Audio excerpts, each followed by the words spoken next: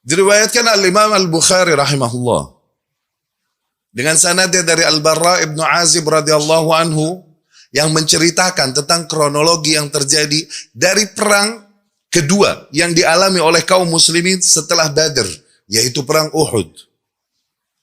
Barra ibnu Azib radhiyallahu anhu menggambarkan cerita berjalannya perang Uhud tersebut. Beliau radhiyallahu anhu berkata, "Ja'ala Rasulullah sallallahu alaihi wasallam ar-rajalah wa kanu 50 rajula." Rasul sallallahu alaihi wasallam mengambil dari para pejalan kaki di antara pasukan, troops, para pejalan kaki di antara pasukan, Rasul mengambil 50 orang dari mereka, kemudian Rasul sallallahu alaihi wasallam menjadikannya ala jabal, di atas sebuah bukit. 50 pejalan kaki ini bertugas sebagai para rumat, archers, para pemanah yang melindungi punggung kaum muslimin yang berada di bawah.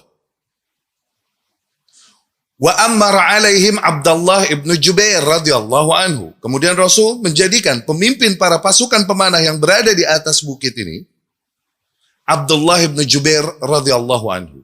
Fa'usalahum. Rasul pun memberikan wasiatnya kepada para pemanah ini. Wasiat yang sangat jelas dan tegas luar biasa. In ra'aitumuna taqtafuna at-tayru fala tabrahu makanakum hatta ursila ilaikum. Apabila kalian melihat kami di bawah dimakani oleh burung bangkai, yakni kami kalah, bahkan para burung bangkai memakani jasad kami, jangan tinggalkan tempat kalian sampai aku perintahkan kalian untuk turun. Wa in ra'aitumuna zaharna 'alal qaum wa ata'nahum, dan sebaliknya apabila kalian melihat kami telah menang melawan kaum musyrikin tersebut, bahkan telah kita injak-injak jasad mereka, fala tabrahu makanakum, tetap pada tempat kalian, jangan tinggalkan posisi kalian, hatta ursila ilaikum, sampai aku perintahkan kalian untuk turun. Perintah yang sangat jelas, singkat. Kemudian daral harb, berjalanlah peperangan. Dengan mudah kaum muslimin yang berjumlah jauh lebih sedikit selalu daripada kaum musyrikin dapat mengalahkan para kaum musyrikin. Sehingga Barra bin Azib radhiyallahu anhu menggambarkan betapa porak-porandanya barisan kaum musyrikin. Ila an ra'aitu nisa'al musyrikat yashtadidna rafi'atin thiyabahun. Bahkan aku melihat para wanita-wanita kaum musyrikin, yakni kaum musyrikin di dalam peperangan yang membawa para wanitanya untuk berada di barisan paling belakang, untuk menabuh genderang, membacakan syair-syair menyemangati para lelaki yang berperang di depan.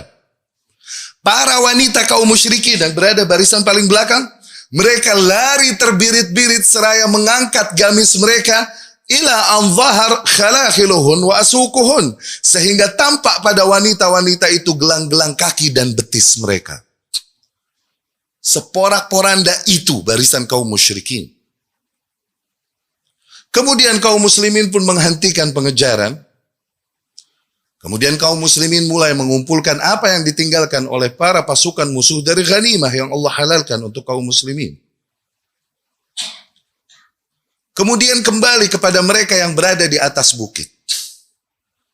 Mereka ketika melihati kaum muslimin mulai mengumpulkan ghanimah yang ada, mulailah mereka tergoda untuk turun untuk ikut mengumpulkan ghanimah. Di antara mereka ada yang berkata, al-ghanimah ya qaum, wahai kaum, ghanimah, ghanimah. Sehingga tergoda mereka dan akhirnya bergerak meninggalkan posisi mereka. Abdullah ibn Jubair radhiyallahu anhu sebagai pemimpin mereka mengingatkan mereka wasiat Rasulullah sallallahu alaihi wasallam. Anasitum ma qala lakum Rasulullah. Apakah kalian lupa yang diwasiatkan Rasul pada kalian sallallahu alaihi wasallam, yakni agar kalian tetap pada tempat kalian apapun yang terjadi. Namun mereka menjawab, wallahi lanatiyannahum wa lanusiban minal ghanimah. Demi Allah kita akan turun bergabung bersama mereka dan ikut mengambil ghanimah. Akhirnya mereka meninggalkan posisinya. Khalid ibn al-Walid radhiyallahu anhu pada saat itu masih berada di barisan kaum musyrikin. Dia adalah seseorang yang memang Allah berikan kepadanya kejelian dan kejeniusan dalam taktik peperangan. Dia melihat barisan kaum muslimin yang menjaga punggung para kaum muslimin dari belakang telah tidak ada, mereka telah turun. Dengan sigap, Khalid ibn Walid, Abu Sufyan kembali merapihkan barisan kaum musyrikin, kemudian membawa sebagian pasukan untuk berputar mengitari bukit sehingga tidak terlihat oleh para kaum muslimin. Dan kemudian mereka sampai ke tempat para kaum muslimin dan menyerang mereka dari punggungnya, dari belakang kaum muslimin. Sementara sebagian kaum musyrikin yang berada di depan kembali menyerang juga kaum muslimin dari depan. Sehingga kaum muslimin terpukul dari depan dan dari belakang. Tidak ada yang menjaga punggung mereka yang harusnya tugas itu ada pada para pemanah tersebut yang berada di atas bukit. Akhirnya kemenangan yang telah didapatkan oleh kaum muslimin terlepas. Bahkan Barra radhiyallahu anhu berkata, ila an kutila yawma idzin sab'un min khiyar sahabah. Bahkan pada hari itu terbunuh 70 sahabat terbaik. 70 sahabat terbaik radhiyallahu anhum ajma'in. Walam yabqa ma'ar Rasul sallallahu alaihi wasallam, dan tidaklah bersisa di belakang melindungi Rasul sallallahu alaihi wasallam ghairathnatai asyara rajula, kecuali hanya 12 orang. Di kisah tersebut terjadi banyak kisah heroik yang ditampakkan oleh para sahabat radhiyallahu anhum. Ikhwati rahimakumullah. Nilai yang hendak kami sampaikan dari kisah tersebut adalah, tidakkah kita lihat betapa hanya satu perintah dan arahan Rasul sallallahu alaihi wasallam yang dilanggar oleh para kaum muslimin. Namun lihat apa yang terjadi kepada keseluruhan kaum muslimin. Hanyalah sebagian kaum muslimin yang melakukan pelanggaran terhadap arahan Rasul tersebut, bukan? Sallallahu alaihi wasallam. Tapi lihat terjadinya musibah menimpa seluruh kaum muslimin. Bandingkan dengan apa yang terjadi di era kita saat ini. Berapa banyak perintah Rasul, arahan Rasul sallallahu alaihi wasallam kita langgar, kita ingkari. Dan berapa banyak dari kaum muslimin yang mengingkari dan berpaling dari sunnahnya dan justru lebih menghidupkan dan membela perkara-perkara yang beda, yang tidak datang ajarannya darinya.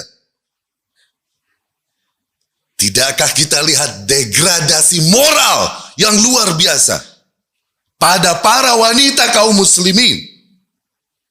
Bara bercerita, sehingga aku lihat para wanita kaum musyrikin lari panik terbirit-birit, mengangkat gamis mereka sehingga tampak dari mereka gelang-gelang kaki dan betis mereka.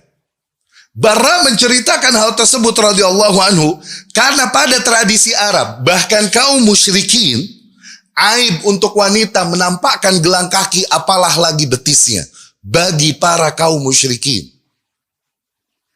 Sekarang apa yang ditampakkan oleh para wanita kaum muslimin dari tubuh mereka?